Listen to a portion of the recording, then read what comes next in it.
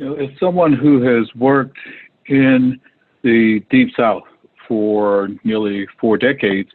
it's hard to not see institutional racism as, unfortunately, part and parcel of the centuries-old history of America itself. I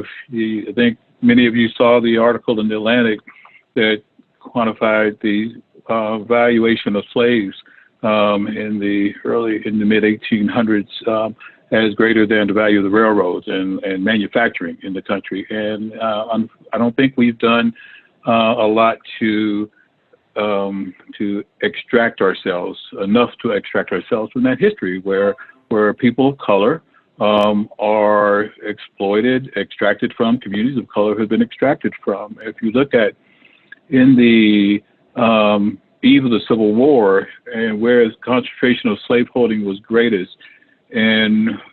you overlay that today with where communities have poverty that's been over 20%, not just for 3 decades, which is the federal definition of persistent poverty, but a half a century. They're the same areas, essentially, where you had greatest concentration of slaveholding and the greatest concentrations of wealth. And if you look in the financial system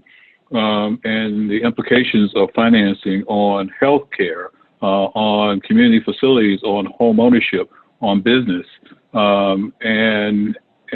these are places where you just do not have adequate access to affordable, responsible financial services.